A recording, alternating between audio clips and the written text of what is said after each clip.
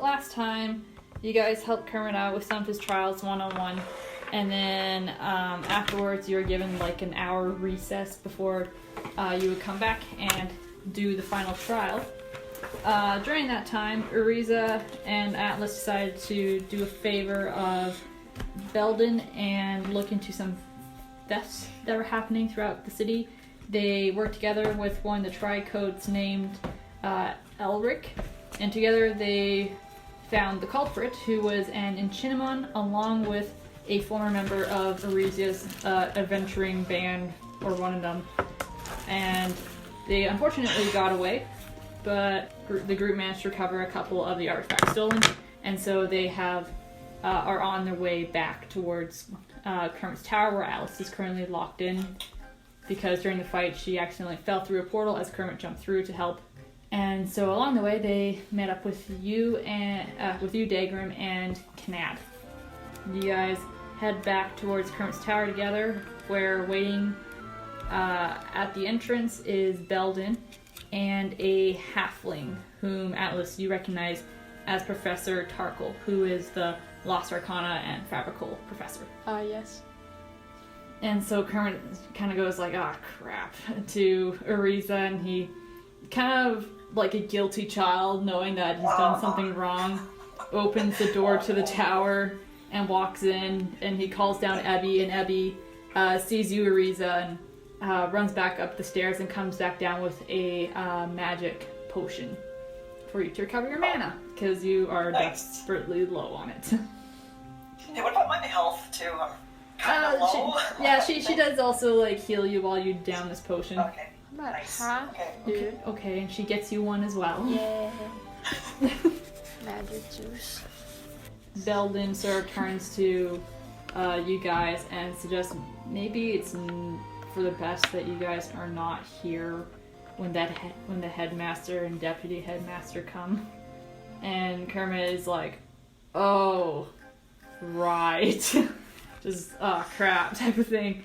And he says, "Alright, yeah, maybe I think there's like a magic show in town. If you guys want to go there.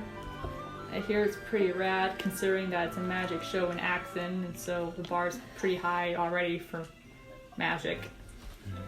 So are you guys interested? Yeah, sure. Alright. Why not? Alright, a DM question. Like, Yeah. how much time has passed? You It's... said that'd be probably about an hour? Yeah. Okay, I mean, I'm up for anything. Alright. And so as you guys leave, you're not exactly too sure where Thranduil is either. He hasn't really shown up at all. But Knad decides to trail along because she's got nothing else to do. And so as you guys leave the tower, you do see Headmaster Lilem and Deputy Headmaster Malum approach. And Malum just goes straight inside, and this is kind of like the freaking get that you hate Atlas. And you can tell that he's just looking for an excuse to tear into Kermit. And the headmaster sort of pauses at the doorway as you guys walk out, and he just says, "I'm aware of events that happened in the past hour that you, Mrs. Ardell and Kermit were a part of. Just know that Kermit's academics aren't in jeopardy because of this. I've moved schedules around, and Kermit's final trial will take place in about 2 hours while we sort all this out." Oh, okay. Yeah. Good.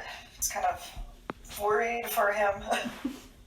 And so you guys kind of wander around a little bit. Alice, you're most familiar with the city, so you kind of have a general area or a thought as to where the show might be. And after asking around a little bit and following a general crowd to this glamorous building, like illusion lights all over the place, like billboard style, showing off this like magic show hosted by the Reskserts, which is a halfling guild. Oh no. In fact, the only halfling guild known. The four of you kind of step inside, and again, grand building, and it looks like this is sort of like a teaser show kind of for free to garner interest and stuff. And so you are led towards the auditorium, where you find some nice seats, and you hear like discussions around you of other wizards and civilians who start chatting themselves up and getting ready for the show. And so the lights begin to dim, that being like arcane lanterns and such. and puff of smoke appears in the middle of the stage. Puff the magic drum. And from it comes a floating cloak that is suddenly grabbed and pulled away, revealing a fire elf with dark skin, red eyes, and a magnificent magician's hat with a black vest, dress pants, and a beautiful earring with a red flame within a gem fixed to it. He takes a dramatic bow and snaps his fingers, and little lights fly off his fingers as he creates a beat. And then, as he's snapping his fingers, he begins to pose and dance across the stage as a band on a floating disc above you that you guys haven't noticed before begins to play to the beat of his snaps. And with every step across the stage, small puffs of fire flare up at his feet. He ends his weird fashion show catwalk dance with a leap, the fire drifting off his arms, back, and feet to propel him up onto the stone platform with the band. Now standing at the back of the conductor, both of them doing a little jig as the fire dances around his legs, then twirl over the crowd before clashing together to create the form of a large phoenix. The elf laughs as everyone gasps in awe and steps off the platform, landing on the swooping phoenix before he once more jumps onto the main stage. The phoenix crashes before him, shattering into thousands of sparks. And with a wave of his hand, the flames and the sparks fade and reveal two beautiful naiads. And the crowd breaks into applause. And the Honor elf just kind of laughs and does a few more bows. And he says, "Welcome to my show. My name is Ignis Copria. You're in for a grand adventure in these strange times." Please, no. And I think that there are a few special guests here tonight who will be helping us out in the next act. No. And so he reaches behind his back and pulls out a massive axe. And you can hear Kanad from next to you go, "Wah!" as it is Kanad's axe. From that shout, you can see some people sitting beside you kind of looking at Kanad. She's desperately searching her seat and like checking her back, and her axe is gone. And Ignis sort of like waves her forward to come up on the stage, and she's kind of grumpy, like, "Frick, man, my freaking axe, how dare you," type of thing. And she comes up on stage as he hands the axe to one of the naiads, and you see another naiad like rolling out this massive archway. And he said, and as he is like sort of helping Kanad up on the stage, as the steps are rather quite large for her stature, he then kind of does a twirl around the frame, the archway, and sort of like kind of rubbing it down, just kind of presenting it in like the magician way. Oh, yes. But he's also like trying to turn this into some sort of weird dance sequence as well. And he says, "Let me tell you the story of the archway Silin, who is one of the ancients. It is said that whoever passes through the archway shall gain the powers of a mighty creature. And so warriors from all the land have come and passed through this archway throughout history and won mighty battles. And so, I offer you, strange small creature, to step through this archway and show your powers with your axe." And Kanad's just kind of looking out amongst the crowd like, "I hate this." But she's like, "Alright, whatever." And so she steps through the archway, and there's like sort of a pause for the moment as you see some sort of energy gather around Kanad, and then there's like this large kind of explosion sound, and the crowd's like, "Oh my gosh, she died," and gasps and all this stuff, and theatrical flair. And then hopping through the other side of the archway is a small black rabbit. Oh, no. And you can see this rabbit kind of pause and like looking around, and you can see it hopping up and down, extremely agitated, and little sparks are flying off of it. And you see the crowd begins to laugh in amusement and all this stuff. And Ignis, he picks up Kanad and just sort of gives her little pets and sort of like shaking his hand a little bit as the sparks are actually kind of hurting him. And he pulls off his magnificent hat and drops the rabbit into his hat before placing it on his head once more. And she is gone and out of sight. Ignis then points to the rest of you and beckons you all to come up to partake in the next act to recover your friend. Well, I guess we should probably go and help Nat. Okay. I see. Yeah. I don't get that.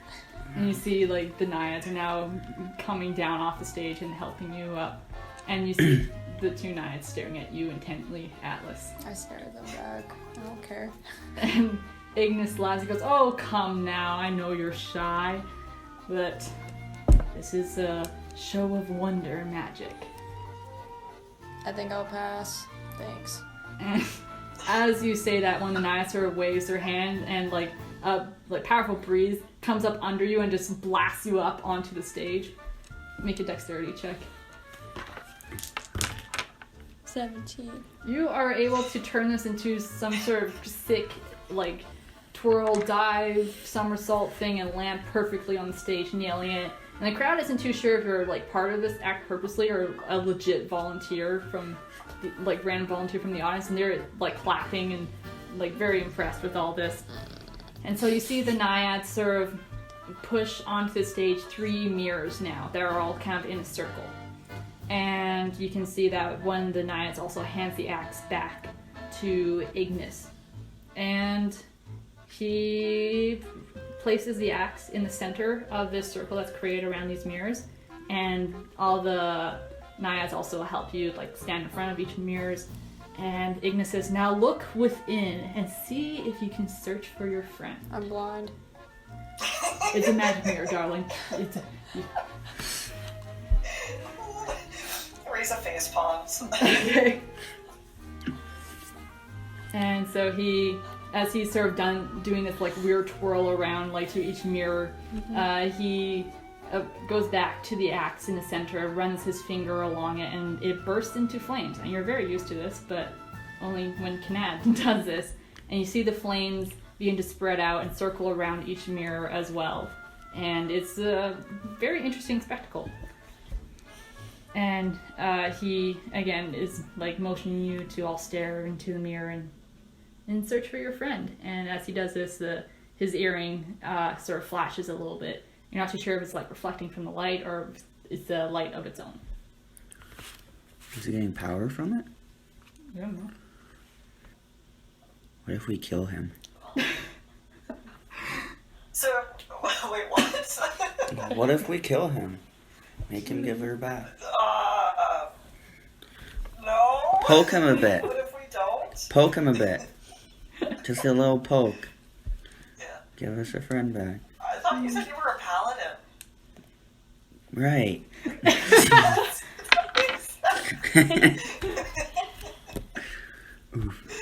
Wow. Okay, like, what happens if I look into the mirror that I'm standing in front of? It's quite... you can sense that there's like some sort of magic within and almost like swirls. And so as you try to focus on Kanad, you believe that you can almost see like through the smoke forming some sort of like hopping figure. And it moves off the edge of the mirror and appears on Atlas's mirror as it's hopping. And then goes off and appears on Dagrim's mirror. And so as you all sort of peer into this further, trying to figure out what the heck is going on, there is a flash. Oh.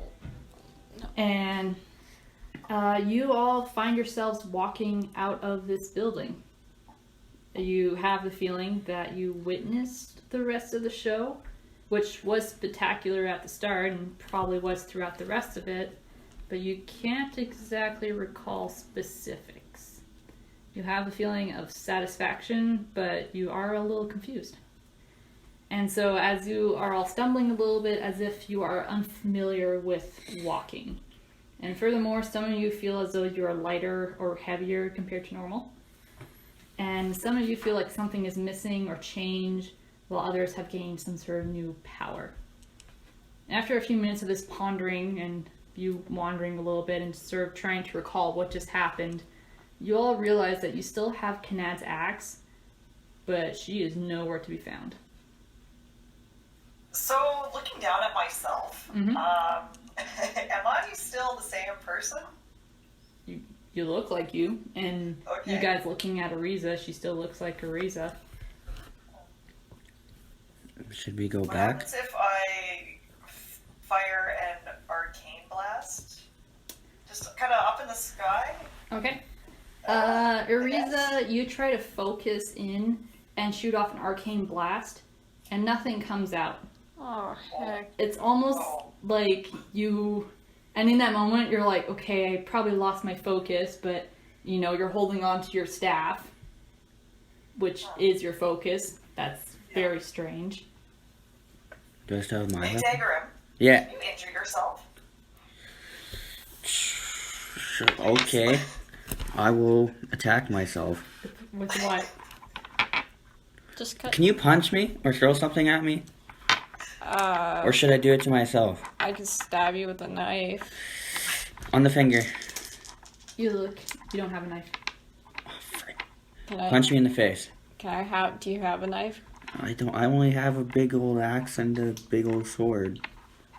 Who has a knife? Nobody has a knife out of our whole entire group. Dude, grab a rock. Throw a rock at me. A big one. Right at my face. Please. What are you doing, Atlas? Eh. You're punching him? Or did you find a rock? Yeah. Oh, okay, you're chucking a rock at him. Okay. Yeah. Make an accuracy test. 16. Yeah, that hits. Roll 1d6. 4. Okay. You take 4 points of damage. Dang, that's a mighty. Wait, it doesn't even go through your armor. It doesn't. Oh. Well, then I heal Daggerim for... Well, Or I guess I'll cast, what is it, Healing Touch or whatever. he's I- 1 I- point down, so. Yeah, I'm good. That didn't go through my armor. Dang it. That Oh. was kind of the whole plan, like, if one of you, like... I injure do- yourself, I do and need then, 1 like, point of heal- health. If I could heal you. I do need 1 So, point of health. Okay, I guess I can't do spells anymore. Oh, I can still get hurt. That'd be pretty nice if I was invincible. TM question. Yes? Do I also have, like, all of my equipment that I was carrying? Like, I'm not missing anything? Do you, like, actually check through your bags and stuff? Yeah. Okay. You reach into your pouch and your hand goes through it. Oh, damn. Like, there's a hole on the bottom, or it's kind of like that Almost going into the like void, it's an illusion. And you guys can see Ariza try to go through her pouch and her hand just comes through it. No. Okay, so if I, like, touch my face, what do I feel? You don't feel your normal face. Oh, fun. But she looks like Arisa. Yeah. Touch her face. You feel a chest instead of her face. No. What? I don't. Almost as if she's taller than normal. Oh, no. Oh, boy. I don't know. So then whose You face touch am your I face? touching? You feel scale rather than skin. You feel scale? Yeah. Oh, she's a scaly boy? Oh, I get it. I don't like this at all. Did we switch bodies? Yes. Yes, And we so did. with No! and so with that question Freaking coming heck. to some sort of realization, all of your illusions drop. And so Atlas, you look at yourself and you are a dwarf, but your skin feels scaly. And Ariza, you're a lot taller than you remember and buffer. And Daggerim, you are kind of similar size, but you feel like a weak boy. Dang it. So How weak? And can I check my bag for my swords? Or where would they be? you currently are looking towards Dagger. Ariza, Right. who Yeah, is okay. you. And she has my stuff. Yeah. Oh, okay. So to clarify. So y'all need to switch some character sheets. We're switching character. Can I have mine, please? Okay. So Daggerim is Atlas. Atlas. Yeah, Yeah, so okay. Daniel is Just kidding. Atlas, we'll say Petra is Ariza, and you are Daggerim. Okay. Oh boy. So I have Hands of Fate and Puppets of Fate up So right now now. I'm so now I'm just standing there and like examining. I don't know, I guess my new body. Like, Yeah. This scientific, I don't know, analysis, I suppose. You are a buff red orc boy. Can I speak in Celestial? Sure. Sure. What? Don't. I've never spoken it before. I'll take your word for it, though. So, what do you guys do upon this newfound realization? I smash my head on the ground to see if I can get out. Okay. No, I like prevent her from doing that. Okay, just to clear up some confusion, even though your bodies may be switched, I will still refer you by your character's proper name. So you'll refer to me as... Dagarin. Okay. Yeah. I'm not gonna call you Atlas, because that's Dude. gonna be really... I'm a 19-year-old female. That's so weird. Wait, Atlas can speak Celestial? No, I can't. I don't speak anything but common. I am a human person. We're kind of looking like a dwarf right now. I'm just gonna assume they can see us. So, don't go crazy. Please. So, what are you guys doing? Should we go back in and tell him to switch us back? Can we go in? Yeah, you can go back. Is there anyone in there though? So, Ariza, are you going with? Yeah. Okay. So, you all head back, and you do not see the glamorous building that was there before. Instead, it is old, abandoned, like, kind of falling apart. And you sort of suspect that this was also an illusion. Dag nabbit. Oh. And so, you walk in and are, like, very concerned that you're going to fall through the floor. And you go back to the auditorium where the stage is, and the only thing you see there is the archway. And you can actually see through it, and beyond it is a barren landscape. No. And you also see Ignis's hat floating on the other end. You first. Alright. With my one intelligence, I'm just gonna, I don't know, go through the archway. Okay, Uriza marches through as an orc. Oh no. Okay, like, question. Yeah. So, okay, like, clearly would our personality be the same, or is it kind of like, we kind of have the same, I don't know, mental fortitude as the body that we're in? I'll say, just to make things easier, your personality and your memories stay with you, Okay. but you are in a body with a dumb brain. So you may have... No. I'm like- so smart. So you may actually be like, I know how to cast spells, but this brain just can't do it. Oh, okay. So that's And kind then, of like, I'm aware of Oh, yeah. knowing multiple languages, but it's just I wouldn't be able to speak them. Absolutely. But for Oh, some okay. reason, this brain is wired to be able to speak Orcish. I'm so smart. Okay. I have to heal. Well, I hate so I guess I'm just gonna book it through the archway, see what happens. Alright, you run through the archway, Ariza. What's Dagrim and Atlas doing? I cry. I'm gonna watch and see what happens, and then if nothing happens, I'll follow. Alright, you see Ariza jump through this archway. And you come across, you are in this barren landscape. And furthermore, you are in the ruins of a city. Absolutely destroyed. And has been like this for some time.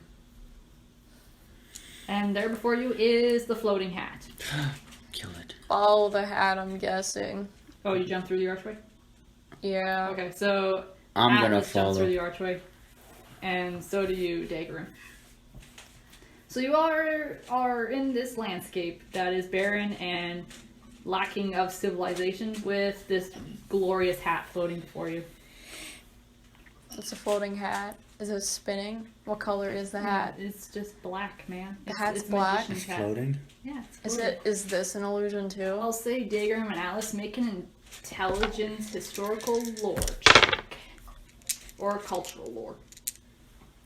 Can I try and make 10. one? Sure. I rolled a 10. Nope.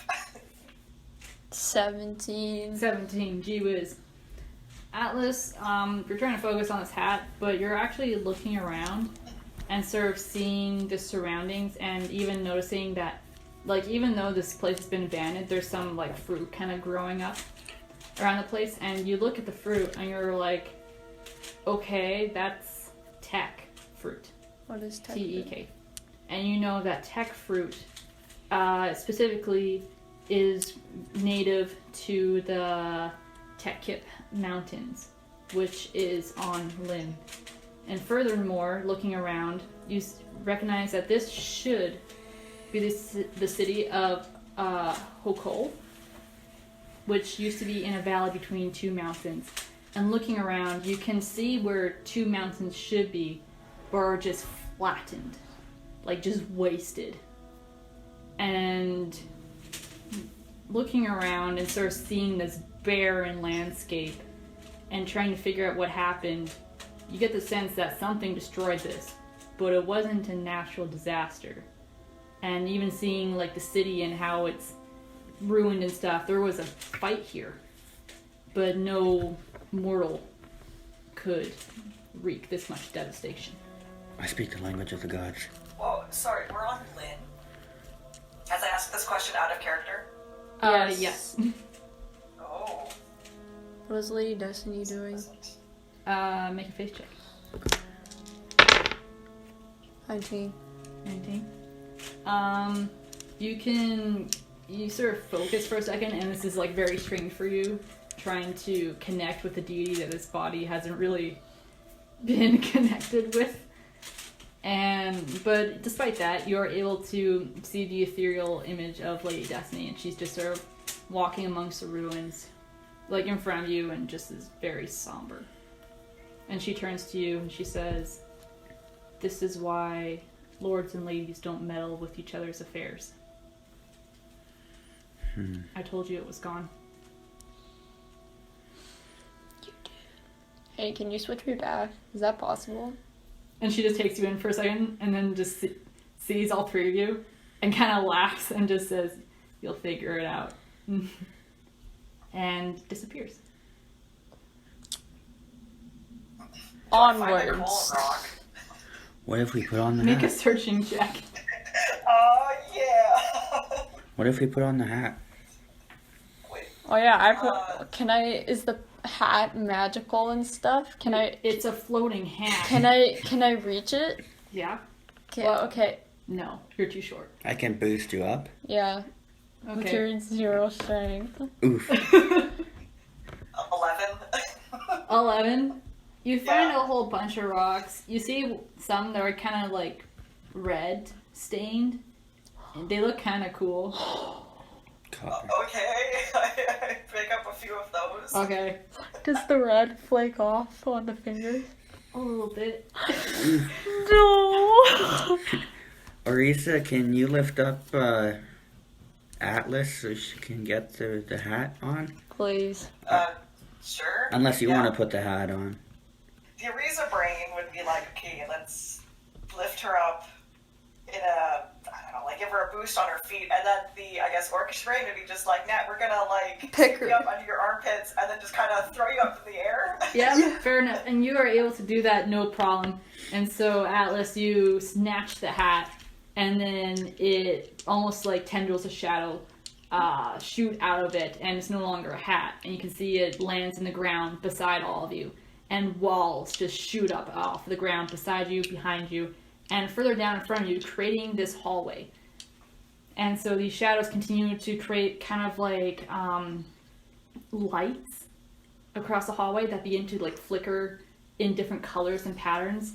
And with each flicker, you again are somehow able to see Ignis on another floating stone platform.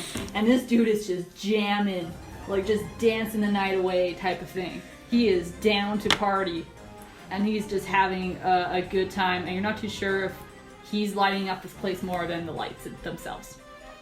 And he pauses and sees you and laughs, and he says, "Oh, you're just pawns in a grand game between the lords and ladies. Why should they only have the rights to pull you this way and that?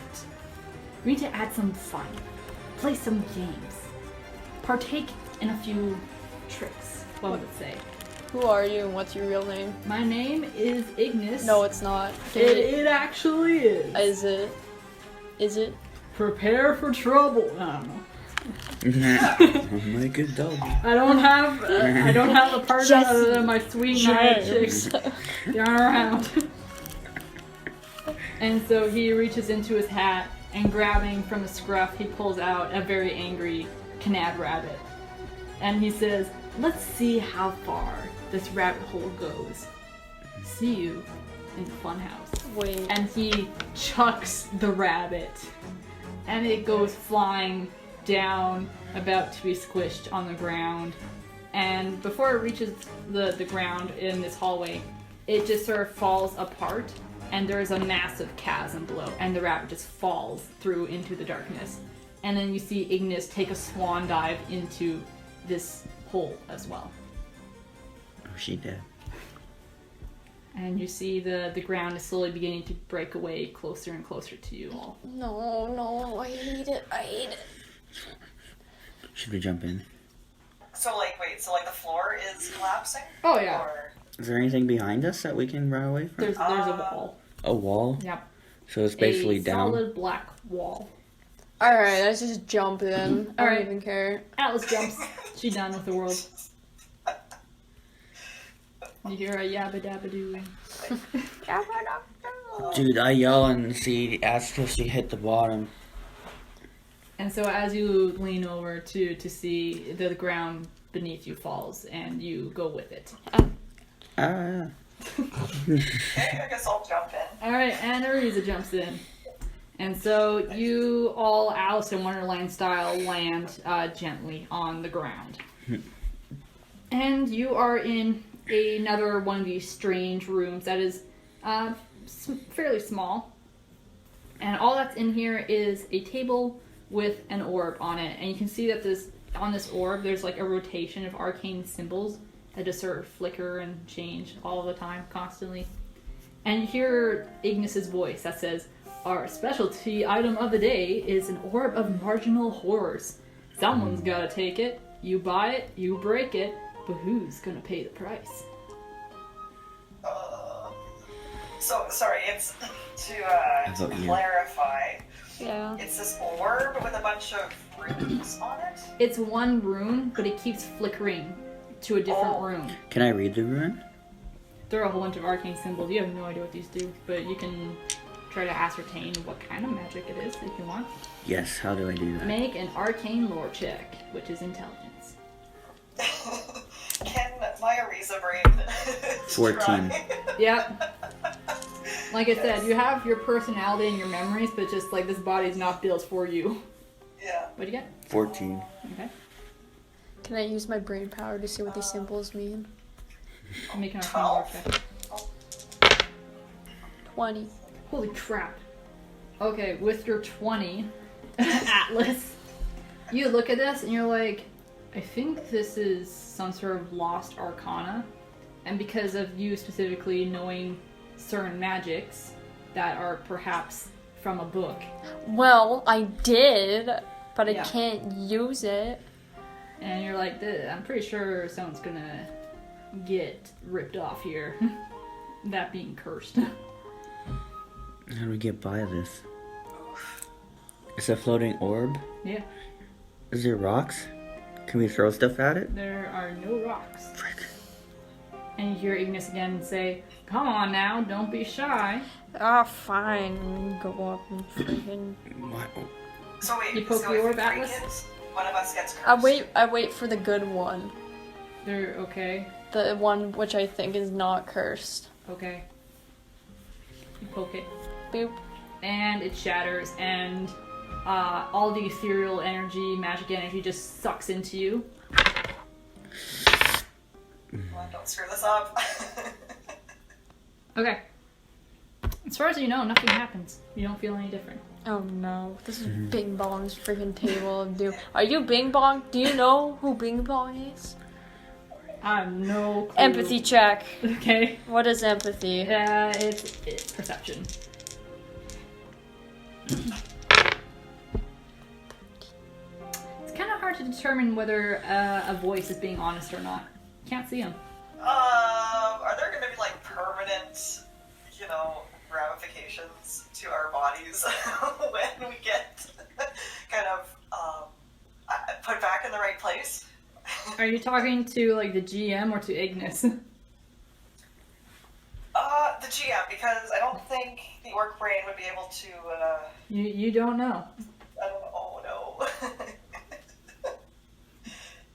And so, upon receiving whatever gift this orb has bestowed upon you, Atlas, a door opens, or randomly appears, I should say. It's closed. Can I open it? You can't open it. Love it! You, like, try twisting the knob, and it just will not twist. Push. No, nothing. Pull. Nope. Smack it. What is that? Oh. Up. Nope. Down. Nope. Open sesame. Nope. Can I? Intelligence check to see how this door opens. Okay. I don't know. Do like a strength might test, and then just try and rip it off its hinges. Okay, you do that, or I don't know. make a check. 19. You should be able to just twist the doorknob, and it should open. Ooh. I believe that I twist the doorknob. I believe with my mind that the door opens. Try as you might, you just cannot twist this doorknob. I'm not good at this role So play. 16 with 4 stun points.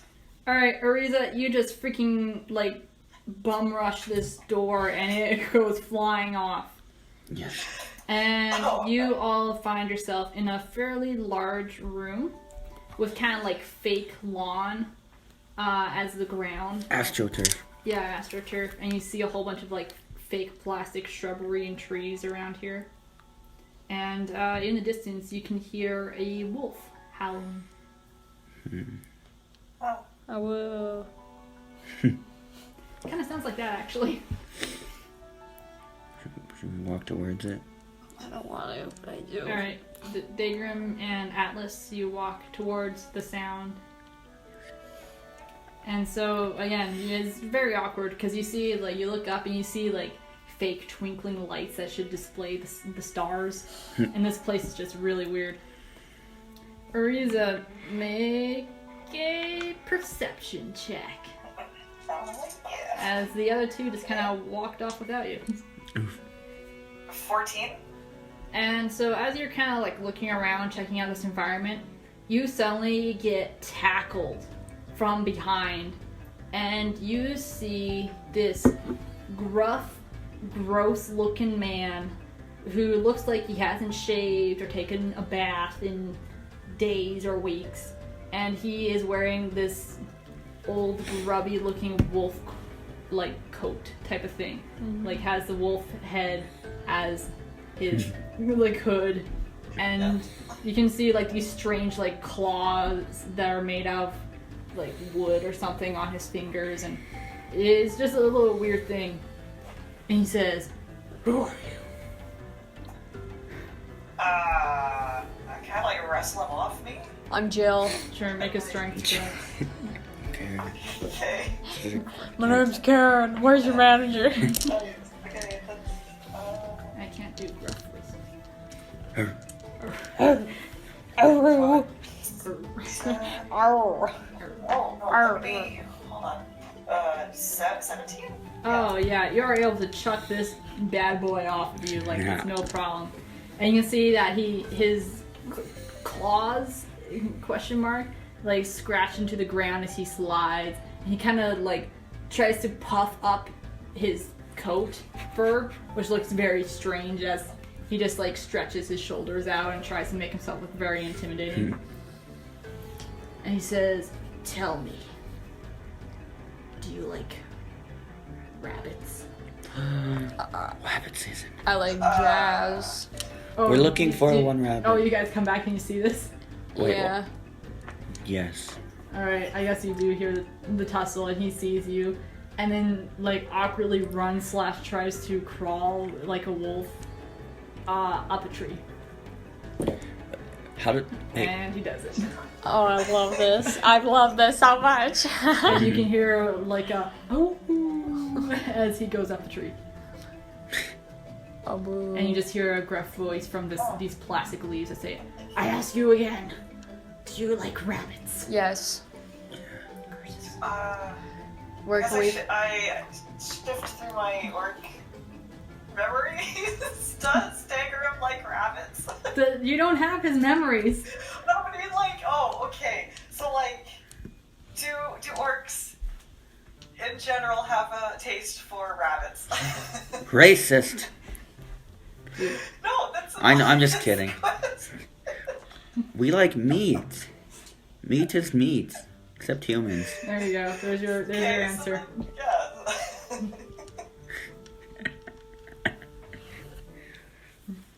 We're looking for the one rabbit. Rabbit can add.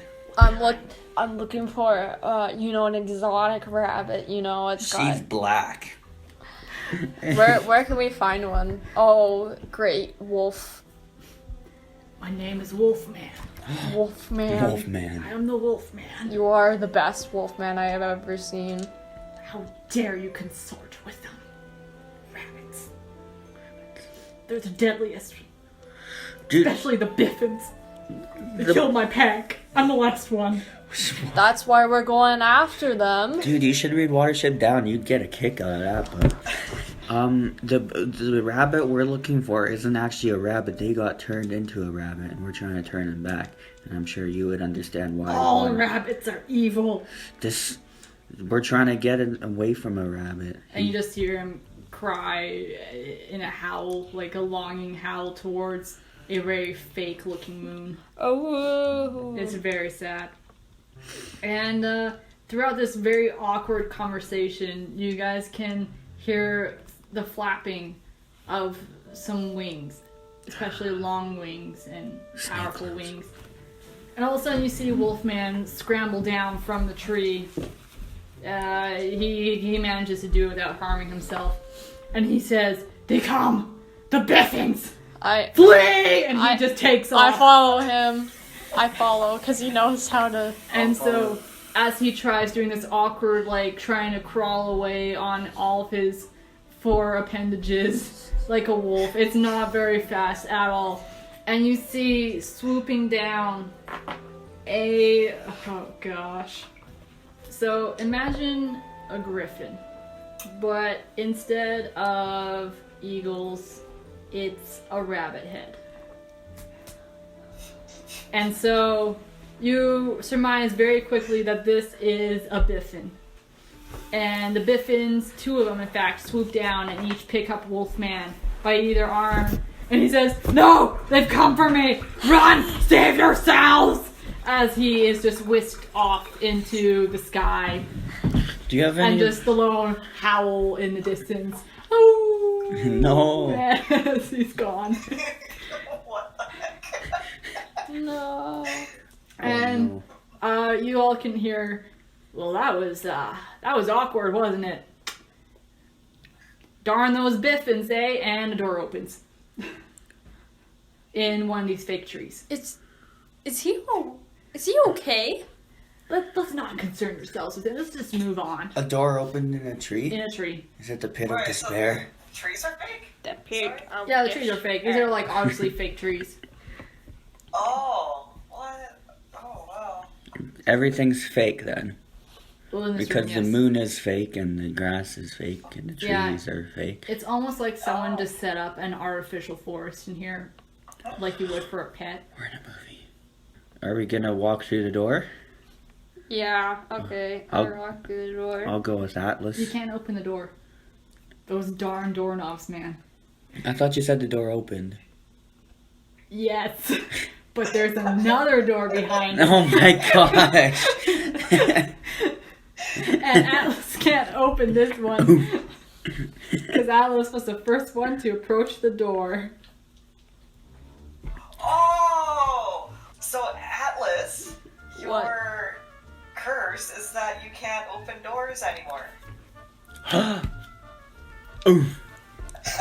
Yeah. Dang. That is unfortunate. Okay. We'll open them for you. Thank you. Can you break this curse? Yes. But it's not worth it. Just let me suffer, please. Oh, well, how do we break it? Okay, let's just go through. Okay, through the door? Yeah. Okay. Who's approaching the door? I will go first. You open it, no problem. It is the most beautiful, flawless doorknob in existence. No. And you open the door, and it's like you're in the room from before, and there's a new orb on the table. Well, I'll take this one. Someone else. And you hear, I just checked storage and found another orb of similar magical horrors, but I guarantee that this is the last. Hop to it. No! I'm gonna be turned into a bunny. Don't you just go for it, Atlas? No! What'd you get? 13. I'll poke it this time. What the heck? Do you guys fight for who touches your Yeah, orb first? I'm Okay. gonna touch the orb. You Both of already, you make a dexterity check You then. already got it. You already got it. Thingy. Ha! I got 17. I got 20. What'd you get, Atlas? 18. Yeah, Dagram. Oh, it's 17, sorry. Dagram, you touch it first. Yes. And roll a d20. Hey, wait a second. What? The curses we have, are they on these people? You don't know. Yeah, that's kind of why I asked that question before. Yeah. Can I use my magic? 19. 19. Can I use my magic brain to see? Can I do an Arcana check to see if the curse like carries over? Would that- Sure. Heck yeah. Aw. Oh, I love this. I can make one too. 16, baby. Knack 2, baby. You're pretty sure because it latches on, like the magic goes into the body, it is probably attached to said body. Thanks, Atlas. That's what I'm here for, okay? I'm just saying. Dude, if you would have took them both. Oof, this one's on your guy though. Yeah, it's okay. Same thing with you, Dagram. You touch the orb, it explodes, and magic flows into you, and you don't really feel any different. Try speaking. What do you sound like? I speak orc. Or I try to speak orc. Yeah, you just speak gibberish Oh, in terms that's of trying to speak orc. oh. You're like, I can't speak orc, I can't remember. I'll speak the common language. Okay. Hello, Hello. Atlas. Okay, where's the door? And a door appears. Forward. Yeah, you can't open it. Can I open it? Yeah. Yes. And you instantly, all three of you, step into knee-deep water. And you can hear, like, laughter and splashing sounds. And you look and you see So that... it's waist high for me. Yes. Back to Millie. And you Is see... it cold? It has, like, kind of pool temperature. Outdoor or indoor? Indoor. Okay, so nice and warm. Yeah.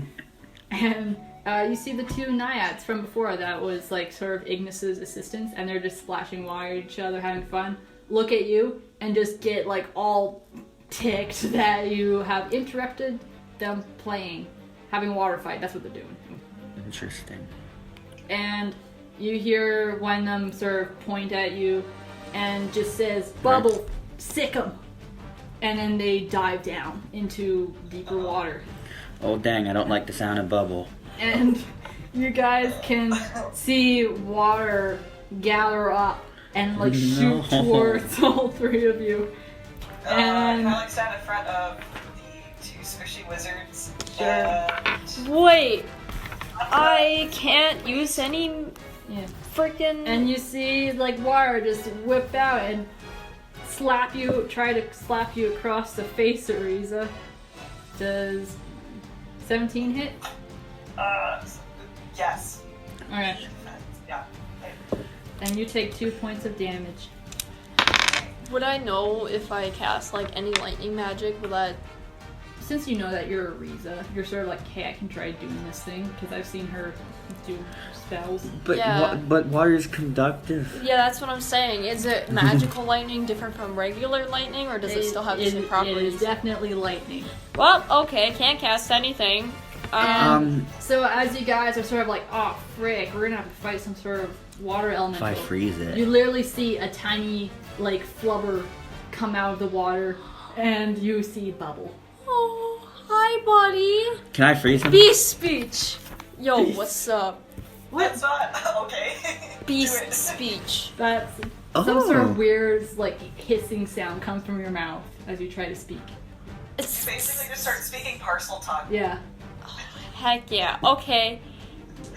And Bubble is going to try to live up to its owners and try to smack you guys to death with water. Wait. Can I try to make a animal handling check? What is this thing? Is it a water It's elemental? maybe, okay, hold up. Make intelligence arcane lore check. 21. It's a baby water elemental. What do water elementals like though? They like water, man. How do Yeah. I freeze it? Oh, frick! If we want to get rid of it, it's made of water, so freeze it. But it's don't kill it. It's cute. You got It's trying icy to kill grip. us. We can do icy grip if you want. Okay, how do I do Or that? ice sheet. Ice sheet would be better. Holy sheet. Okay, how do I do that? Yeah, but Okay, we will roll be frozen 3d6. solid in it. Okay. Add your intelligence plus 2. Okay. 10, 16. 16. Or number 13. Yeah, you nail it. So you, Daegrim, having never casted magic before in your freaking life, see Bubble and just hold out your hand to it, and just frost emanates from you and washes over Bubble, and this little flubber form is now just sinking into Yes. the pool. And you can see like small cracks begin to form as it's trying to move, and it just can't because now it's ice. I froze him. And you hear Ignis go, "Well, that was also anticlimactic." Are there any other like witty threads? Liquidy threads. I don't know. As far as you know, you can't see any. Okay. And a small whirlpool appears in the center of this room, and you look like you can see a hatch. Ooh, hatch Go is for good. it. Does the hatch? Can I open the hatch? Does it work? As you reach out, it turns into a doorknob, and you can open it. Okay, well, can I open it? Yeah, no problems. You like whip that bad boy open, Ariza. Just reveling in this newfound strength that you've never felt in your weakling life. And so you guys drop down into the room from before. I miss my skin And this bone. time there are 2 orbs instead of 1. No. The guy said that was the last bad one, though. I found some in my secret stash. Freaking heck. Well, I mean, I'll take. Heck, I can do both. No, I think Atlas wants to take both of them this time. No, I don't think Atlas does.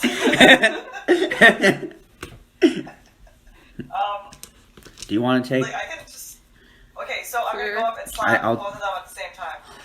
Okay, You're gonna do that? go for Go on it. that. Are you guys okay with that? Whatever. Alright, Ariza, roll a d20. Jeez. Just one? I need to see what the first one is. Okay. Nat 20. 20? Yeah. Okay, and again? No. Oh, and again? Yep, Sorry. you touch both. Okay, 10. Darn! I hate it when you make them faces. Oh no. Okay. So, I'm sorry. Ariza, you touch the first orb, and the magic flows into you, and then you can see it focusing on Daegrim's left leg, and then it fades, and he has no left leg. No. You don't feel any pain, but all of a sudden you just don't have a leg.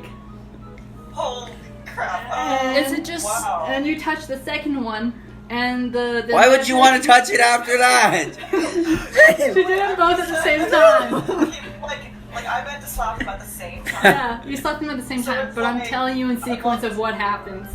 Oh no. So the second one you touch, and the magic flows in you, and then goes above you, and then there's a small storm cloud, and it's now perpetually raining on you. Oh, wow. I'm straight up not having a good day. Oh, You can't rain, stand my straight up favorite. though, because you only have one leg now. You don't have a leg. That guy. Wait, would I know? Like, is this curse gonna bar me from doing rejuvenation or regenerate body or whatever it's called?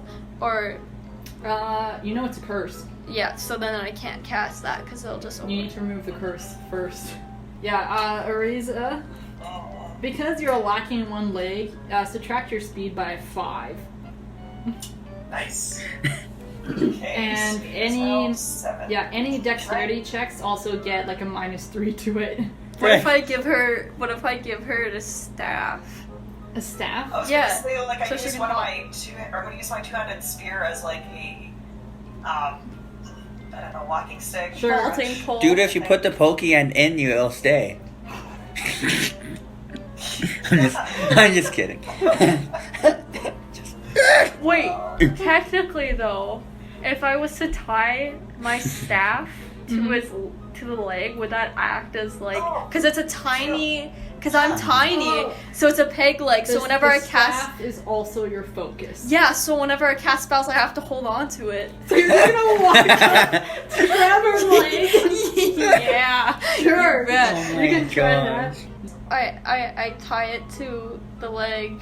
Okay, make a dexterity check just to see how well you do it. We'll say crafting. As you're trying to make a makeshift kind of stub leg here for 10. 10? Yeah. It just falls apart instantly, and Ariza face plants. Oh no. Here, use the staff as a cane. It'll work. Okay, out of character, the reason why I'm not telling Daniel to remove curse is just in case if this dude sees. Because it's like Yeah. Lost Arcana, so I'm gonna wait till if we get out, then I'll I can do it. that? Yeah, this isn't just all your spells. Yeah, but there's don't more do spells. it I think yet. character, I'll Okay. reroll your limb when we get out of this. Yeah, like Like a lizard. Ooh. So we'll say that eventually, through a combined effort of the group, you're able to tie Atlas's staff, aka Ariza's staff, to Ariza's leg, aka Daggerim's leg, which is no longer present, and you are So able sad. to walk. It's quite uncomfortable, but you can walk. Nice. We'll say for the time being, it's sturdy enough, it can hold you enough that if you don't do anything dramatic, you'll probably be able to do it Okay. without any deficits. So, and you hear Ignis go, well, that took a turn for the worse, but don't let the clouds rain down on you. Don't let your day turn sour. And a door opens, or appears. I'll open it. And Daggerim is able to open it, no problem. And you guys almost feel as though you just walked into the same room again, but there is no table. And instead you see a woman sitting on the ground. It is a elf, Arna, which is like a air elf, sky elf, who has long black hair.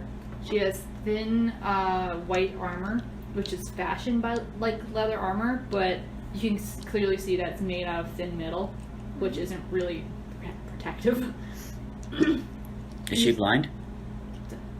As far as you can tell, no.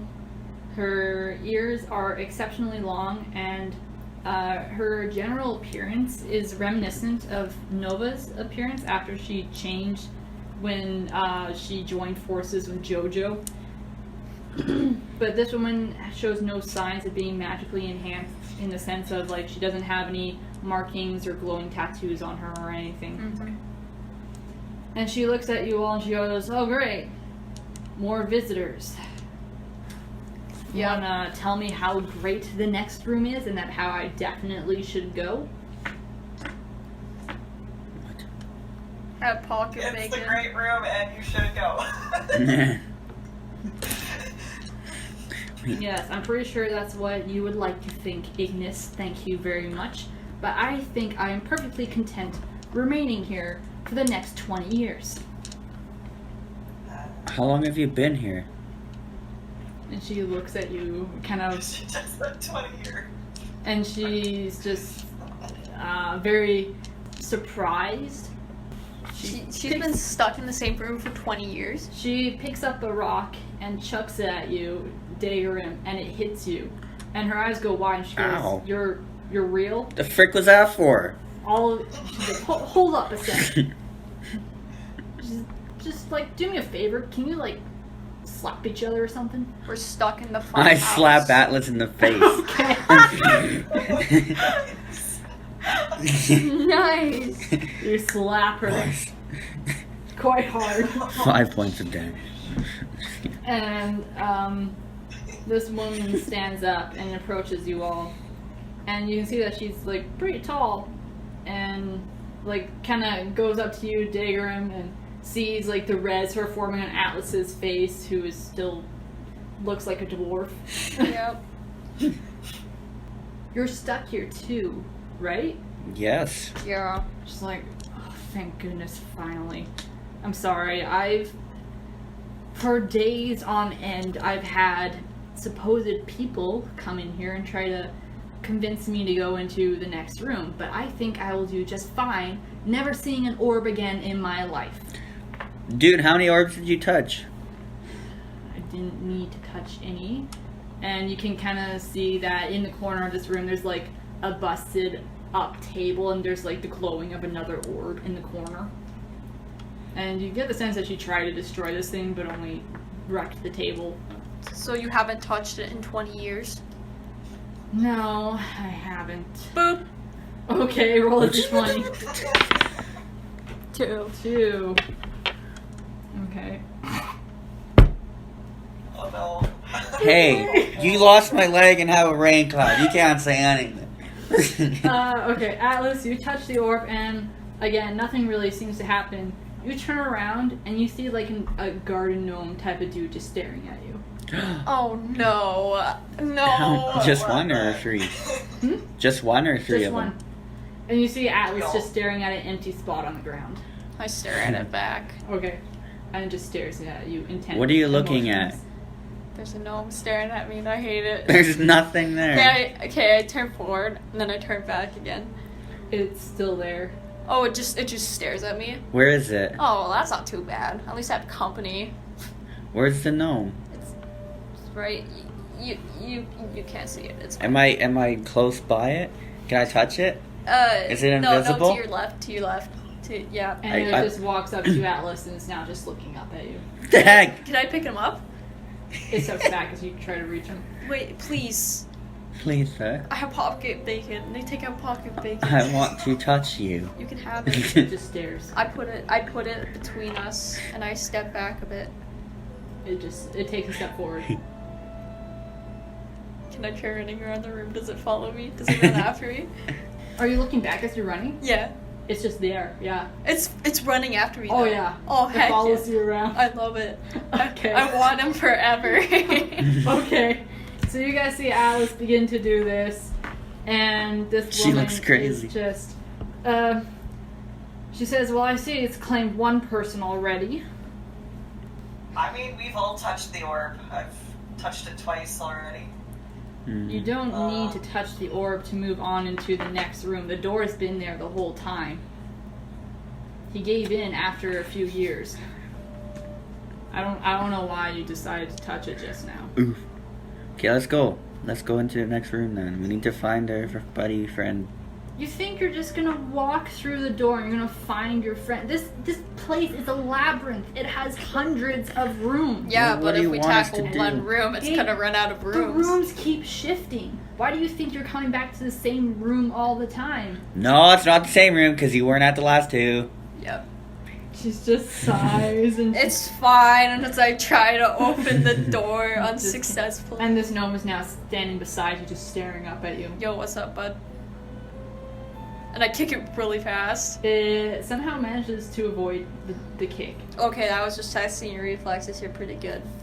Like, by avoid, it just poofs out existence and then pops back in. Is my fox still with me? So cool. It is actually.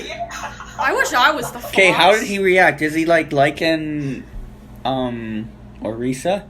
Does he know that Orisa is me, or does he know that I am Atlas? Somehow the fox is staying nearby you, Yes. as Atlas. Good fox. It Bob. just is somehow able to follow the strange human that acts very much like its owner. Only smarter. And this woman just identifies herself as Mooney. Looney, where's Wormtail? Padfoot and prongs. And she says, "How long have you guys been here?" A couple hours. Yeah, something like that. Probably. We've probably been gone for like days or minutes or something like that. Tiny whiny magic stuff. So, probably the most recent ones, I'm suspecting. Yep. How do you know it's been 20 years though? Have you just been scratching on the wall? You have a way of keeping time when you've been here long enough. Yeah, have you eaten anything though? I'm fine. Okay. No, I'm a wizard, a mage. Though my magic was taken by Ignis, and he used it to create this funhouse. And you see him wearing an earring? Yes. Yeah. That's both my magic and my focus. Wait, so he stole your magic, it's not a curse. No. Is but it still tied to you? If you die, does he still have magic? I don't want to go down Hey, that we're road. not killing her. Wait, so it's not a It's curse just a on her? question. Let's just say my death will reflect poorly. Okay. Okay, so it's not a curse. No, my magic was taken. I was tricked, and it was sucked from me. This fun house provides entertainment to the Trickster and Rescuers. Well, if he gets entertainment from it, well, let's just stop giving it to him. Are any of you followers of the Trickster? Of No. Onvir? No. Okay. I don't. The real question No. is why you're wearing really thin armor. It's so puny though. It's my armor. Does it do anything? Yeah. Apparently didn't do much since it's in here. Listen, we're just gonna be stuck here for the rest of our lives. Wait, if can we you open don't- that door though? It's a door. Can you open it though? Why? Just would- open it. See if you can open it. Did you see the Biffins? What? Never mind. Open the door, someone please open the door. Why don't you just open the door? Okay, I try to open the door. Nothing. Yeah, there. I'd like to There you go. attack the wall. Okay, you just don't even scratch it. Can I make a? Because, okay, so if it's... I'm gonna have her make a. Ooh! Can I use the magics to find the guy with the earring? The magics? What kind of magics? I have no idea. That's why I said the magics. The magics. What kind of spell would you like to use? It's Petra. Oh, what are you using? I don't know. What are you doing? I want to figure out how to get out of here. How do I use the magics to figure out a way? You see Mooney kind of look you all down, up and down. She stops at you, Alice, and she goes, "Hold on."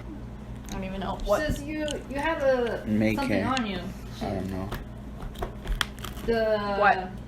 She says, some sort of box thing. Oh, I take out the box. The box of fate. She says, "Oh my gosh, you guys have had this whole time. And you haven't even used." Oh. What is it? It's a way out. Oh, okay. What, have you guys just randomly been opening it and like staring at it and then closing it?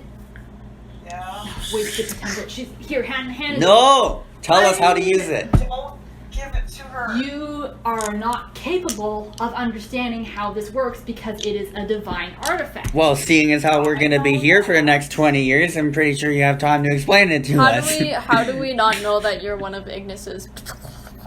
Does it look like I want to dance? Yes. Okay. Look, I just told Empathy you. check. Okay. 13? Yeah.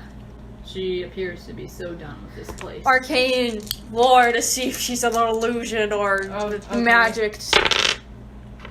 19. 19. She does not appear to be a loser. Okay, here's the box. Alright, you hand over the box. You do What are you doing? Too late, you handed it over. And so she opens it. And she actually reaches in and grabs the light that's within. And she holds it up. And she just she says some sort of spell in Celestial. Oh, I can speak that. What'd she say? So it's sort of like kind of a chant, spell, prayer, and she says, "Ray, help us find a way." Honestly, type of something along those lines. It's not very elegant in the chant / prayer thing, and there is a wave that passes through you all, and she puts the light back in the box and hands it back to you. Thank you. Atlas. Dagram, if she tries anything funky, punch her in the back of the head, we'll take the box. I know what you said. Or Arisa, I guess. You guys can suddenly hear music through one of the walls. Yes. Through one of the walls? Yeah. And, But we can't get through it. And looking towards one of the walls, you see that there is somehow a crack in there that wasn't there before. Ariza, smash it. Arisa, smash! Smash! Me. Almost Okay, as if the yeah. wave of light did it. Oh, subtext. Ah. Make an attack roll, Ariza. 24. Ooh, yeah, you smack that bad boy. Roll damage. 15. 15, yeah. You create a solid hole in this wall, and you hear Mooney say, "Before we proceed, can I have a weapon?" Give her my lightning spear. Currently Atlas has that. Yeah, I tell Atlas. Yeah, Atlas. What? Give her my lightning spear. Okay, here's the lightning spear. Alright, you give her the lightning spear. Okay, and so with that whole created, you're able to just like freaking front kick that wall into oblivion. And you guys see a very ornate looking room, and you actually see Ignis sort of lounging on a couch. Wow. And there's like a whole bunch of orbs floating above him. He's just sort of talking to one of them and just sort of nonchalantly snapping his fingers in a beat as he's like chugging some wine. And he sees you all and just spits out his wine and chucks a cup and stands up. And he's just sort of like, "Oh frick" type of expression. Yeah. And he goes, "Hold on. We can solve this civilly. Yeah, okay. Dance off!" And he starts jiving. And he just sort of like waves his hand, and 3 chairs rise from the ground, and there's like Shock blast. Okay. Haha. Get wrecked. I got 5 stone points. Heck yeah. It's penetrating damage to everyone in the area. And Cool. that's it's 3d6 penetrating. I'm doing shock blast, and then it's 2d6 for the chairs. So How did you get 3Ds? 3d6 lethal spell. 5 penetrating damage. 5. Okay. Okay, chair number 1 takes 11 penetrating damage. Oh, you're doing it to all of it in that. Yeah, it's 3. Yeah, it's The chairs. I didn't AoE. finish describing what's on the chairs though. Do you want me to do that before you Yeah. decide where Yeah. to angle the stuff? Yeah. Okay. Bunny. The first chair has one of the naiads with a thawing bubble in her hands. It's the thing I froze! Yeah. The second one is just like some sort of strange shadow creature. You don't really know what the heck it is. And the third one, in a cage, sparks flying off of it, is Rabbit Canad. Ooh. What is the shadow thing? Upon focusing on it some more, it looks like some sort of moody ghost that just don't want to show its face right now. Okay, hold on a minute. I might change. Is it okay if I can? Yeah, so you can just aim the spell away from Yeah. the 3 in the sea. Okay. So with that in mind, roll initiative.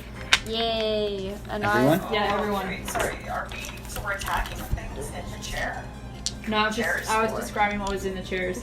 One of them is So why- Knad, one of why them are we is attacking Alliance. No, you're not. Okay, get Knad first. Is that dexterity? Yeah. Yes. 16. Okay, Atlas, 14, what's your dex? 2, and I have initiative as well. Okay. Ariza, 13. 13. Up first is Ignis. I need everyone to make a dexterity acrobatics check. No. Okay. What if I refuse to?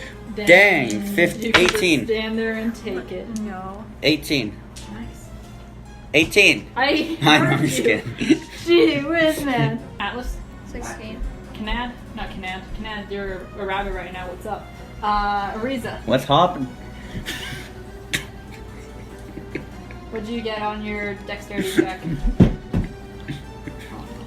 I got 15. Oh, all of you failed. 18? You did a 19. What the He has a high spell power.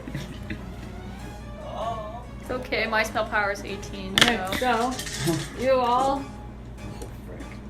Jeez. you guys take 25 points of damage as this dude just lobs a massive ball of fire at you all. Is this 42? You only have 42 health? 20. That's 33 left. Dude, I have 23, 72. 23. You have 72? I have 72 hit points. I thought that was 42. No! Oh, I was like, what the heck? 20 what? 25. 25. I was like, what the heck, veteran? You're such a glass cannon. And he's going to do what appears to be an arcane blast towards you, Atlas, because you freaking lightning his face. 20 to hit. 22, I mean, my bad. No, that doesn't hit. Oh, I only took 20 from that. Oops! Yeah. 50. Oh, I rolled low, you're so lucky. Heck yeah. You take 12 points of damage. I give him a thumbs up and then I start dancing. And he started just like, Dab. too late now, honey. Why can't I jam out, huh? You trying to restrict my rights? Alright, that is his turn. Dagarim, you are up. And you do hear Mooney... Like me or? No, like you. Okay. You do hear Mooney shout, look, we can't do anything to him until we get the earring. I don't have dex, sorry. Okay, do you have something really accurate and precise that can just shoot his earring off? You could do... So you could do Misfortune and make him fall over and then do a planned attack with someone to rip the earring off. Or you could also use my cards, which is somewhere. I don't even remember. Yeah, sorry, that distracts me every time. So you can That's use my Thunder card to it does damage, but he has Concussive to. force, locked prone. Okay, so that's which one would you do? I would say Misfortune because he has to roll for that. So Okay. not unless. Yeah, but we have to have someone dexterous to grab the earring. really What's quick. your dexterity, Marisa? Because Well, you're after me, right? It's 3.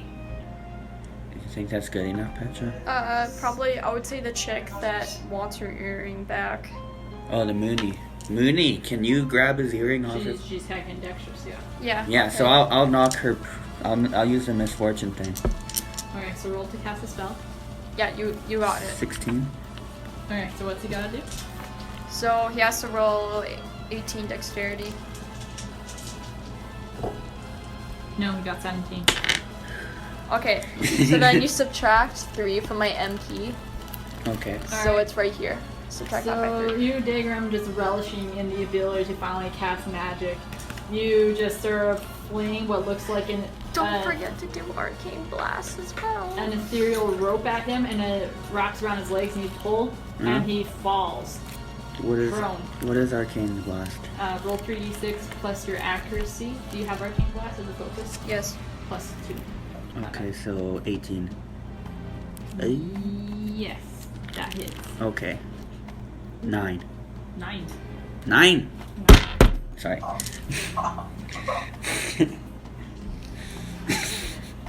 Yeah, all of your attacks look like they're just barely getting through in terms of damage. Like, not a lot is happening to this guy. Yeah.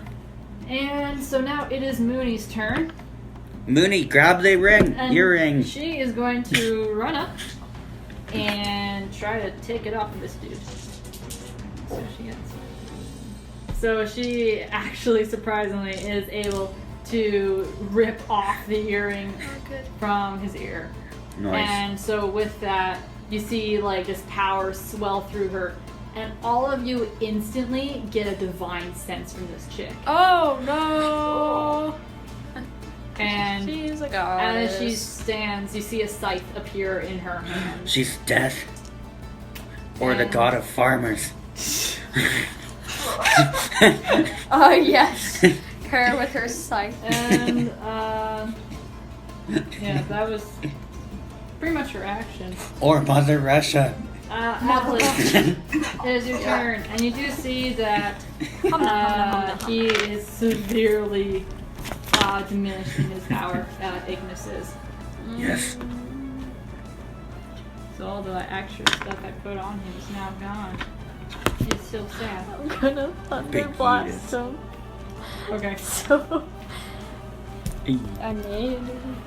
Did you make the test? Yeah, I did. Okay. So he's gonna make an acrobatics check already on the ground. Yep. If you want to get a deficit to that. 11. Loser. Okay, so you freaking yeet this dude against the wall. Plus willpower. 5 damage. It's not piercing though. Okay.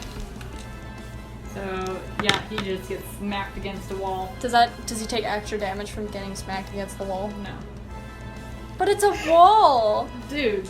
Can we just say he takes 1 penetrating damage because he First- smashes his head on the wall? Oh, he takes 3 damage. Oh look, he doesn't go through his armor. That's okay. It's okay. Alright. Minor action. I'm just my action. Minor. Arcane blast. Okay. 12. That just hits. Ooh, baby. Probably won't go through his armor though. That's quite a series of facial expressions. 8 damage. By the way, yeah, you're like standing next to Dagarim this, or not Dagarim, Arisa this whole time. You bet. You bet. Yeah. Okay. That's the end of my turn. Alright, Arisa, you are up.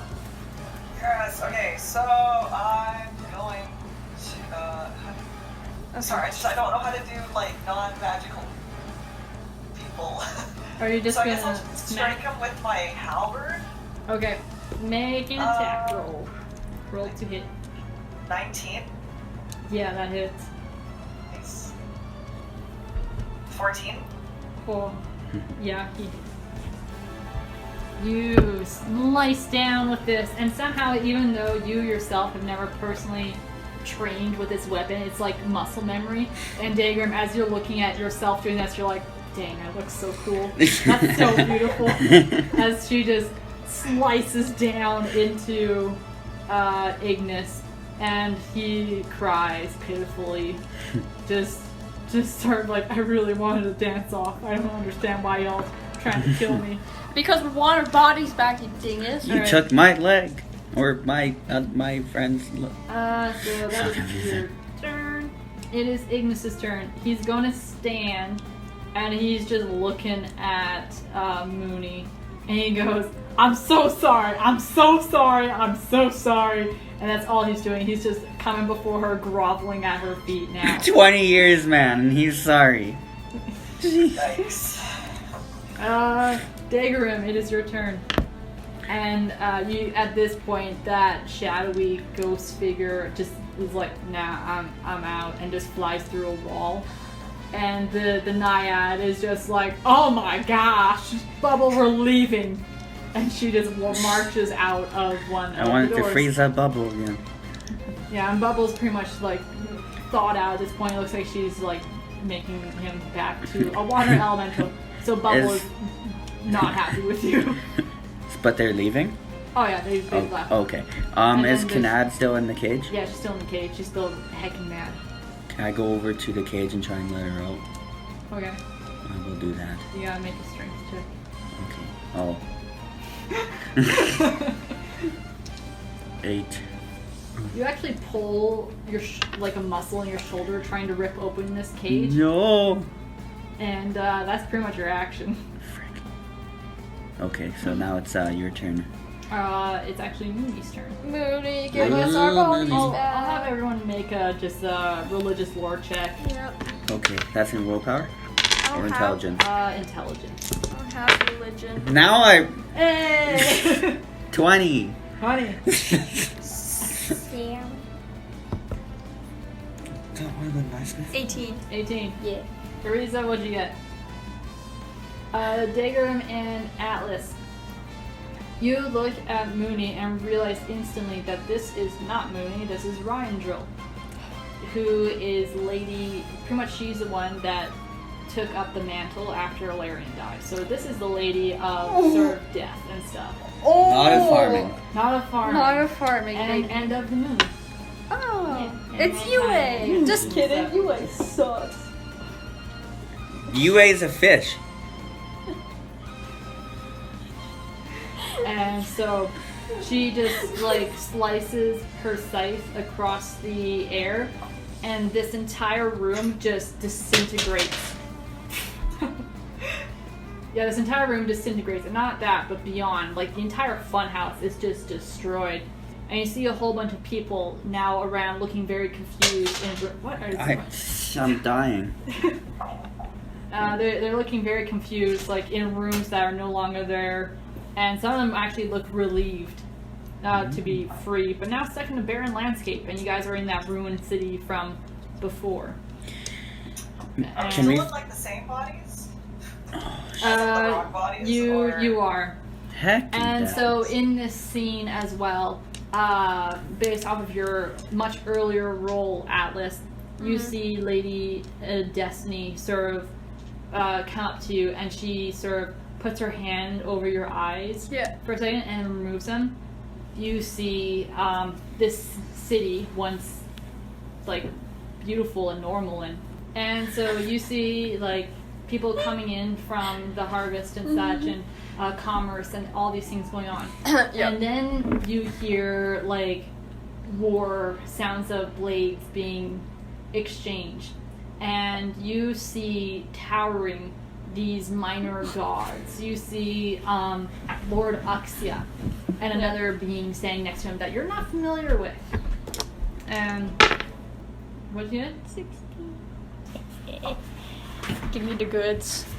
You recognize this other figure because of your research and looking at the book of Khazar-El and of the sketches that this is one of Nexok's champions, Kavan, who apparently, in this vision, has ascended to lordship, which you have not heard of. Oh no!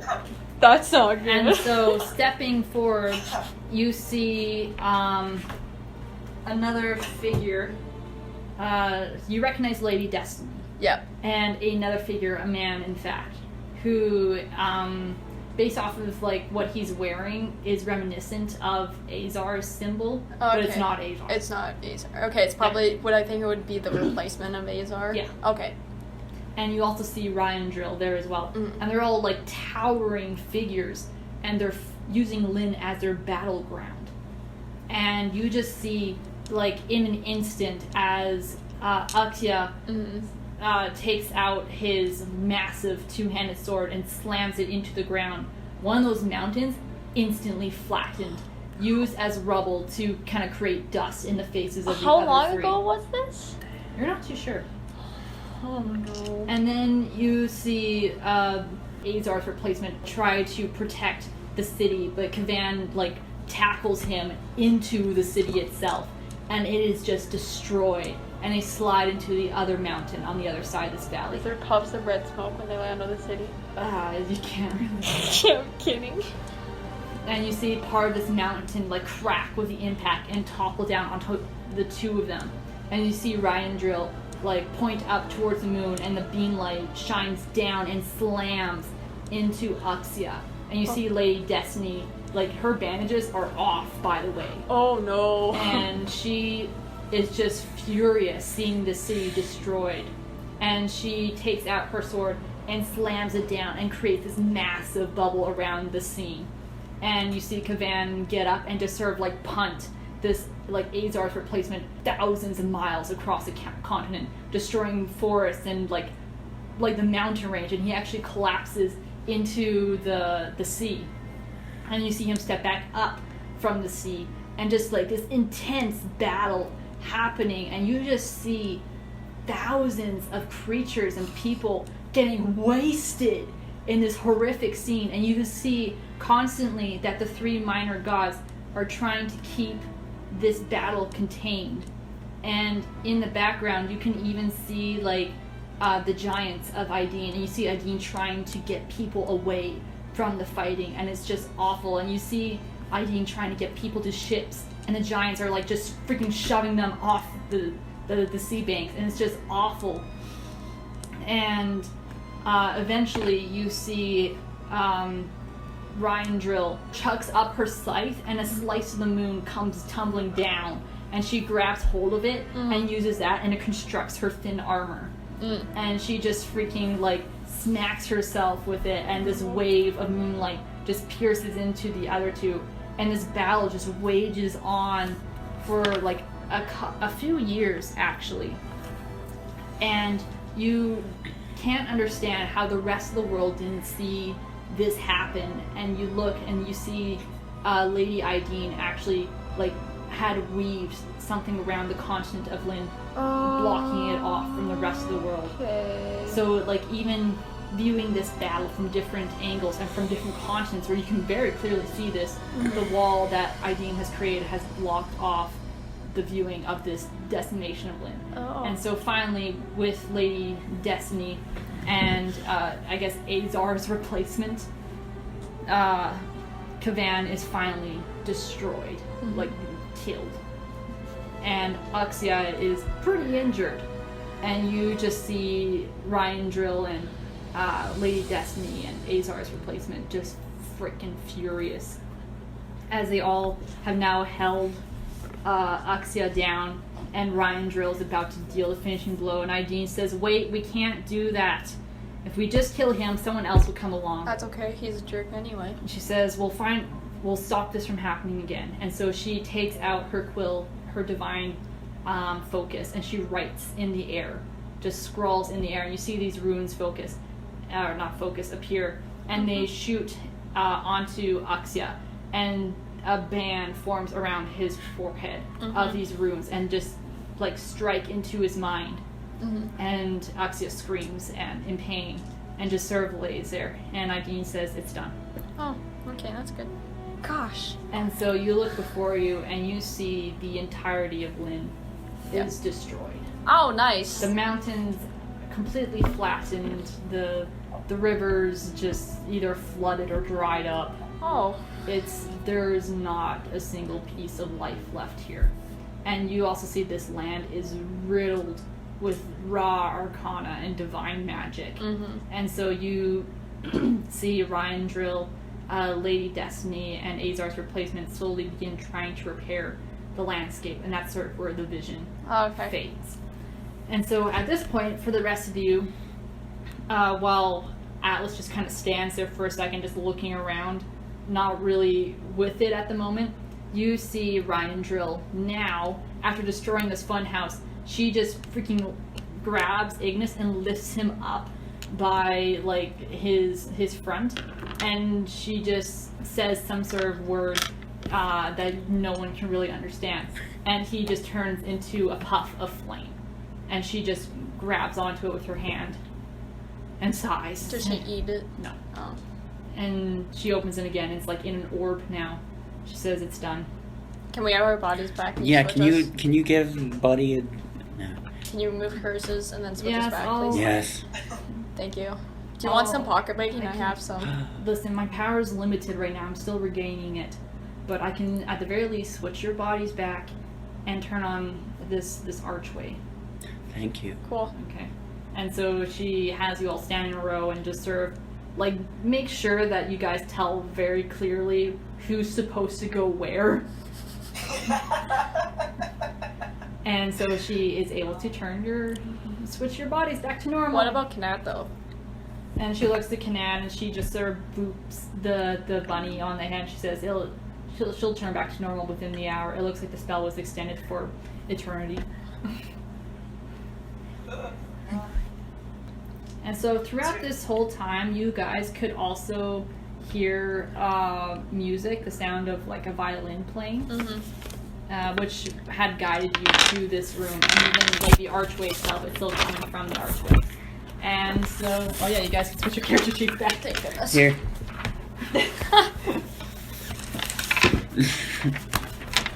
Thank you. And so she sort of taps the archway, and it shows sort of a tavern scene. So this will take you back to Lalel, which is a city that you guys are from. Yeah. Or not from, or we're in. And so, I don't know, I guess Ariza, you pick up the rabbit that is Kanan. I mean, it's all left. Sure. I'm angry. Yep, gotta make sure the delivery is safe. I should know, Dagram, you are back in your body, but you still have, like, no leg, and it's still raining on you. What the heck, Arisa? I have my staff. Oh, yeah, I forgot. So, are we able to cast spells now, or? Yeah, Ariza, you're back to normal. We're just... Okay, good. I mean, I just kind of, like, pat myself down and, like, oh. Yeah. So then, for sort of business, I'm going to cast Rejuvenate Body on Dagram. Okay. 21. 21. Yeah, you definitely cast a spell. However, What's your Sorry, curse? Question. It's Yes. it's a curse, isn't it? it is a curse. So as you cast a spell, because you did Shoot. say that you casted it, it's like you are prevented to replenish his leg back to normal as he is cursed. What? I wonder what because you're cursed with something and we don't know what it is yet. I can't open doors. Oh, Yeah. And what was Petra cursed what with? else? There was Well, something I'll wait till she gets back. Yeah. Starry night. Right now, yeah. The landscape is kind of reminiscent of the Field of Blood in some cases, but just on a much more grander, like terrible scale.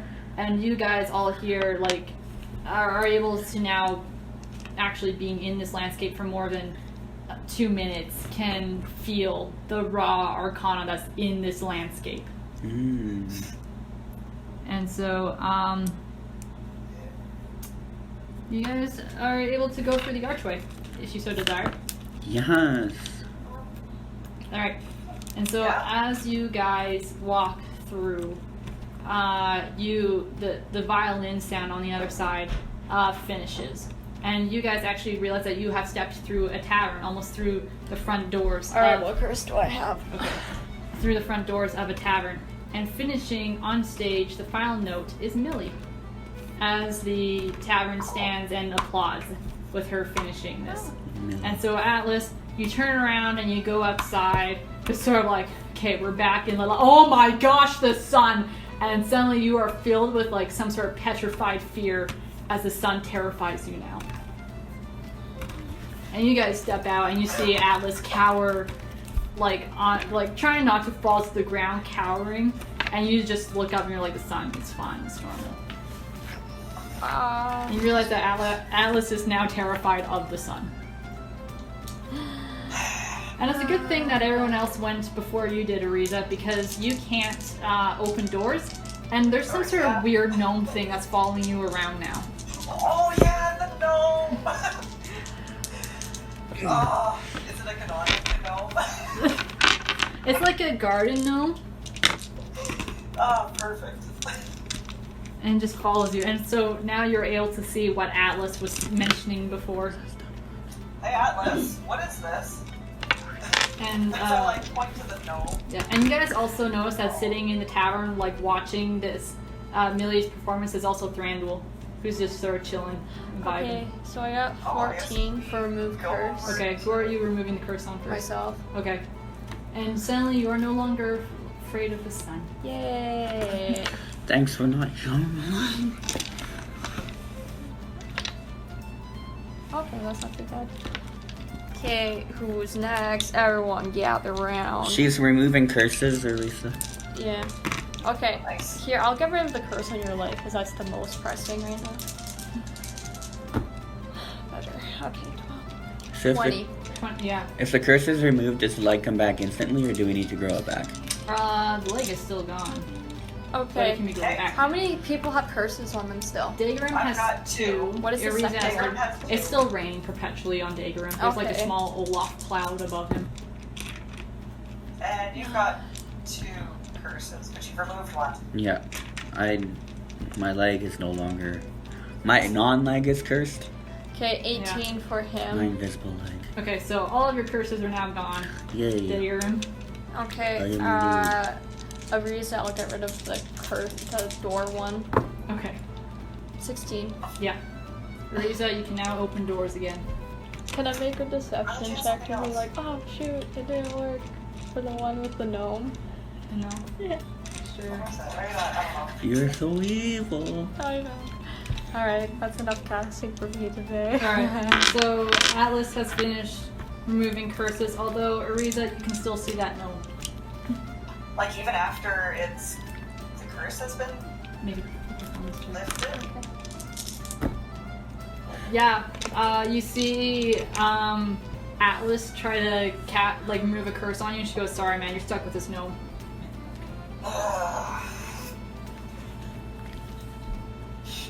But you can open doors again. Just looking so done. And Dagrim's leg is no longer cursed, but it still does not have a leg. Call me Goner. Goner my leg. My leg. Got him. Call me Giannis. Giannis my leg. Okay, so I guess I'll use rejuvenate body. Grow his leg. Okay. Oh no, dang it. Oh, did you just lose a ton of mana? 15 freaking A. 15. Can you not do your Can you not do your soulbound thing to make it work? No, yeah, so that's because remember, because this is that same day. Yep. Yeah, but soulbound is once per encounter. Oh, per encounter. Okay, so yeah, then I do that to make it 17. Yep. So does that pass? Yeah. Yeah. So you I succeed. regrow his leg. Yeah, your leg is regrown, and Ariza, you're able to reclaim your staff. As it was very awkward, you casting regrowth on him with the leg stump that he's using. Yeah. I am very happy. So all of you are restored, no curses except for a creepy gnome staring at you for the rest of your life, Ariza. Okay, wait, so was that a curse or what? It looked like it was a curse. As Atlas identified it as a curse, tried to remove the curse, and just could not. So.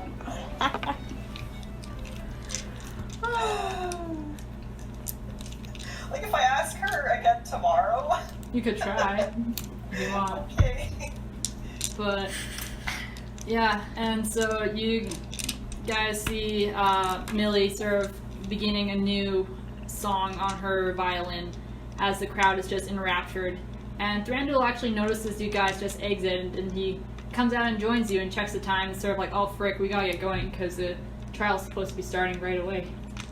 And so you guys all, what? I finish up my song, abruptly, kind of with a flourish. And Okay. I go out and I see Thranduil and Ariza. Oh, as Millie now? You're Millie? Okay. Hi guys, what you doing? Did you like my song? Hey, Hi! how's it going? I'm doing good. Did you like my song? Yes. I just came in. So I thought that- Oh, okay. Yeah. So Good. what about that instrument I gave you? Have you been playing it? Have you been? Instrument? Yeah, what did I give her? I don't know. Never mind. An instrument. I think I have something on me here. take out a harmonica and give it to her. All right. There you go. Thanks. You're welcome. What is it? It's a harmonica. Oh, wow. Mm-hmm. Like, blow into it to do this, like, weird kind of, like, squeaky noise. Mm-hmm. Delicious. Delicious. Alright, well, I know you guys are probably busy and everything, so I'm gonna let you go. Okay, actually, I'm gonna come with you. Where's Kermit, by the way? I think he's at his tower. We're working on his final exams. Oh. Because he's still in school. Oh. So, Okay. yeah, so we've been helping him with that. And I guess we had a couple hour break Oh, that's for the nice. last one. Yeah. Atlas, you see the strange halfling come up and approach you, and you assume that it's Millie, as they are engaging in conversation with the rest of the group. What the frick? Okay, well, I'm gonna go to Kermit's tower. I left. And Ferndale says, hold on. Millie, I should probably introduce you to Atlas And Daggerim. Daggerim's and with us, too. Daggerim. Alright, this is Daggerim. I guess he's This is me. a new member Yeah, I met of them. the group. Yeah. We fought together. Oh. Yes. Atlas, this is Millie. Millie, this is Atlas. So.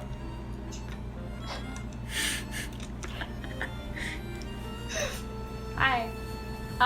Okay, anyway, I have to go to Kermit's. If you want anything, let me know. Oh yeah, by the way, how's Yue? Oh wait, no, We Yue's gone, isn't she? We haven't seen her in a Dang. while. Would really like to see her again. Anyway, I'm gonna go see Kermit, say hi, because I'm in the area.